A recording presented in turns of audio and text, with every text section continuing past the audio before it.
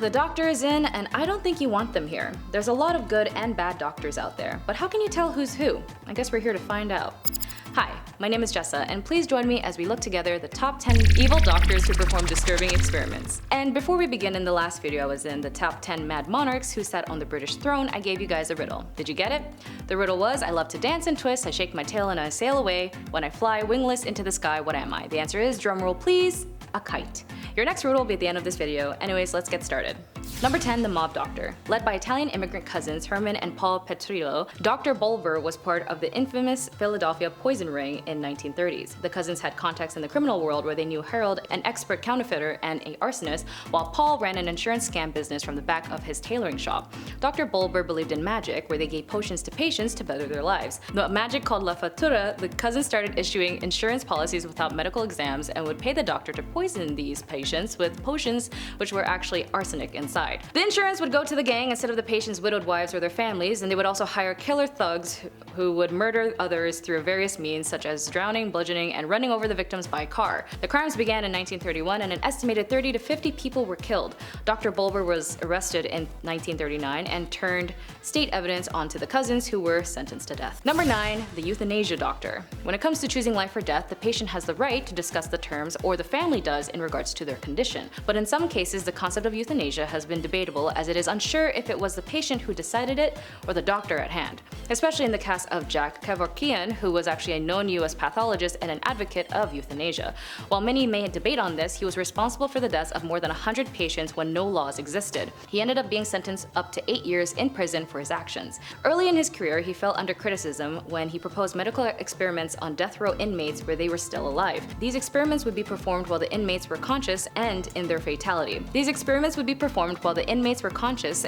End their fatality. He argued that ending these prisoners' lives early could provide a service to humanity before their death, and so for his views, his peers had dubbed him as Dr. Death. He would also follow up his research with an invention of what he called a suicide machine, where he made it from materials costing up to only $45 and 3 bottles of solutions filled with saline and a painkiller. The fatal dose would be potassium chloride, and he became infamous when Janet Adkins sought him out after discovering she had Alzheimer's. But way before she was actually succumbing to the symptoms, he went ahead and carried out the act of her committing herself. He died at the age of 83, only serving 8 years of a 25-year sentence due to good behavior. Number 8, the abortionist killers. Well, in Philadelphia, there was a physician who was well known for providing an abortion to immigrants and minorities, and his name was Dr. Kermit Gosnell. In the 1970s, he was an early advocate for abortion's rights, and he decided to open his clinic 2 years later for the cause, the Women's Medical Society. His practice, however, was under unsanitary conditions, untrained staff, and the use of powerful drugs without appropriate supervisions. They found half-conscious women waiting for a procedure, moaning in bed on red fluid-covered recliners, fetal parts in milk and orange juice containers, medications past their expiry dates, and staff who could not tell the investigators what dose of medications they had just administered, and even flea-infested cats.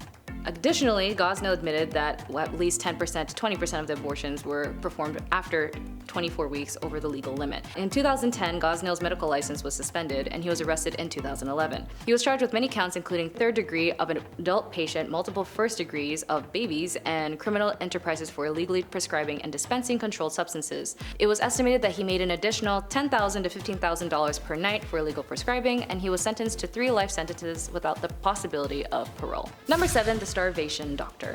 Although she was not a medical doctor, she received a license to practice medicine through a loophole that granted practitioners of alternative medicine. Also known as Dr. Linda Burfield Hazard, she believed that fasting, or scientific fasting, as she would write 2 books on the subject, was essential for better health. She created her own sanitarium where inpatients would fast for days, weeks, and even months on small amounts of tomato, asparagus juice, and if they're lucky, a small teaspoon of orange juice. The patients were also given daily enemas, as well as massages that the nurses would even say sounded like beatings. Under her care, over 40 patients had passed away, and she claimed that they died of previous undiagnosed conditions. She was convicted of manslaughter for the death of wealthy British women who lost 50 pounds, and it was even discovered that Hazard forged a woman's will to make her the beneficiary and stole the patient's valuables. She died in 1935. Number 6, the Kill for Inheritance Doctor. In Essex, there was a general practitioner named Dr. Adams, otherwise known as John Bodkin Adams. He was considered to be a compassionate and kind to his elderly patients. However, he started to like using dangerous drugs and expressed an abnormalities and interest in his patients' wills. In 1956, police began to investigate Adams under suspicion he was getting rid of his elder patients for their inheritance. And although they found dozens of cases, they were actually able to only charge him for 2, and the patients had willed large sums of money to Adams, and their causes of death remained unclear. Ultimately, Adams was not convicted, but was found guilty for forgery of their prescriptions and falsifying medical documentation. He was able to reopen his practice, but many elderly patients just decided to not work with him ever again for obvious reasons. And because of this, his case had left a significant impact on criminal trials in England. Number 5, America's first serial killer. It's like every account of someone doing some heinous crime is considered America's first serial killer, but there's so many I don't even know who really came first. It's like every account of someone doing some heinous crime is considered America's first serial killer, but there's so many I don't even know who really came first. But in this case, when it comes to malpractice, maybe H.H. Holmes was the first serial killer in America who was a doctor. His fascination in medicine, or what you'd consider medicine, started out when he would operate on animals at a young age. His fascination in medicine, or what you'd consider medicine, started when he operated on animals at a young age. It was also speculated he killed his childhood playmate, and after finishing medical school, he took a job as a pharmacist in Chicago. He soon started killing people and stole their property and developed his own house where it considered many secret passageways, trapdoors, soundproof rooms, a door that locked from the outside, and he had rooms with gas jets to asphyxiate his victims and a whole kiln to cremate the bodies. He became friendly with women during the World's Columbian Exposition in 1893, where he would prey on them, take their finances, and eventually send them to their deaths. He would require all of the employees to take out their life insurance policies, naming him as the beneficiary, and many of the bodies he sold to medical schools. This was the 1800s, and not a lot of people seem to suspect, and it wasn't until 1893 where he was arrested for insurance fraud for a fire in his home. There, it was discovered of all the crimes he had committed, and he was sentenced to death. Although the number is unknown, it has been an estimated 200 victims laid under H.H. Holmes' hand. Number 4, the father of lobotomy. Although he had no surgical training, he did work with other surgeons.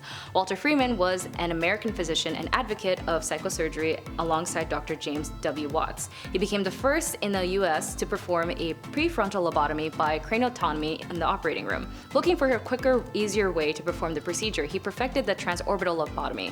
This procedure would render the patients unconscious by electroshock, and Freeman would use an actual ice pick from his own kitchen, designed and implemented the stronger orbital cast. These instruments would be inserted into the back of the eye orbits and then hammered into the skull. They would be wiggled back and forth in order to sever connections to the prefrontal cortex and the frontal lobes of the brain. This left patients to a vegetative state and reduced their behavior to childlike mannerisms. As a result, over 490 people had died. Freeman allowed the media to watch a procedure in which a patient died when the ice pick slipped into the brain. He was noted to act indifferently and move on to the next patient, and his license was eventually revoked after the death of a patient. He died of cancer in 1972. Number 3, Dr. Death. Born and trained in India, Jayant Patel was a surgeon where he started his practice in Buffalo, New York. He was fined and placed on 3-year probation for not examining his patients prior to surgery. His New York license was eventually revoked in 2001, where he moved to Oregon in 1989. He actually fell under scrutiny, and 8 cases led to malpractice or wrongful deaths. Claimed of his coworker states that he'd operate on other patients that weren't even on his roster and were registered other surgeons. He operated unnecessary and caused serious injury and death. His practice was restricted, prohibiting from operating on the liver or pancreas and requiring a second opinion for other surgeries. After reviewing 4 cases resulting in 3 patient deaths, the Oregon Board of Medicine made the restriction state. However, he was able to cut through corners and get hired by Queensland Health under the Area of Need program and not disclosing his actual credentials. His malpractices, though, were immediately noticed, and the nurses said that hide their patients from him whenever he was in the hospital. His malpractices, though, were immediately noticed, and nurses were said to hide their patients from him whenever he was in the hospital. In 2005, the media got wind of the news and deaths connected to him, and when he arrived back to Portland, a magistrate sent an issue for his arrest. 2008, Patel was extradited and convicted, but somehow his conviction was overturned on appeal. The outstanding charge in 2013 came into light, and he was finally pleaded guilty for the charges of 4 charges of fraud and sentenced 2 years in prison. But it was wholly suspended because of the time he had already served in jail for the convictions that were overturned by the High Court of Australia. In 2015, he was barred from practicing medicine in Australia. However, there are no updates where this male practitioner is now. Number 2. Dr. Satan. Marcel Pitot, otherwise known as Dr. Satan, was a highly intelligent child throughout exhibiting some abnormal behavior, to the point where he was expelled from school, and when he was 17, he was arrested for mail fraud but was found mentally unfit to stand for trial. He was then able to join the army, where he was caught stealing blankets but wasn't convicted due to reasons of insanity, and he was then later discharged from the army. Eventually, somehow, he was able to gain a medical degree in 1921. 2 of his patients had died under his care, but he was never charged, and although he became the mayor, somehow he also became the mayor in France, he was dismissed twice and lost his seat when he was found stealing power from the city. He continued his crimes in 1933, where he moved to Paris to enrich himself, and when World War II struck, he offered to help Jewish escapees from the now occupied France. But he would lie to them, claiming the medicine he was providing would help prevent diseases, but it was actually poison. He would watch them die slowly as he would rob them and their valuables. He would then stuff their bodies in a furnace in the basement of his house, and in 1943 he was arrested, but then later released after several months. After the liberation of France in 1944, he was arrested again after the 30 corpses were found in his basement. He admitted to killing 60 people, but was convicted for 26. He was guillotined in 1946. They still do that in France. Number 1. The Angel of Death. In World War II, during the reign of the German leader's regime, they were obsessed with the idea of the only superior race was those who had pale skin and blue eyes. Joseph Mengele received his medical degree in 1938, the same year he joined the regime. He volunteered to be part of the medical service with the armed forces. However, all of this military activities are still not clear from this time. After being discharged as a medical officer due to his injuries, he enrolled to work for the Kaiser Wilhelm Institute for Anthropology, Genetics, and Eugenics. He was promoted to being an SS captain and was transferred to the concentration camps, where he performed multiple rounds in which he would make selections which prisoner would be sent to the work or to the chambers. He was known as the Angel of Death for his cruel demeanor, and while off duty, he would look for twins for his experiments.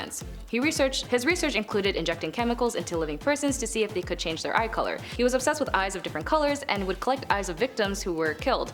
He would collect body parts of those who died, natural illnesses to study, as well as their organs. He fled Auschwitz after the Soviets invaded in 1945 and was able to hide under an alias and died in 1979 in Argentina.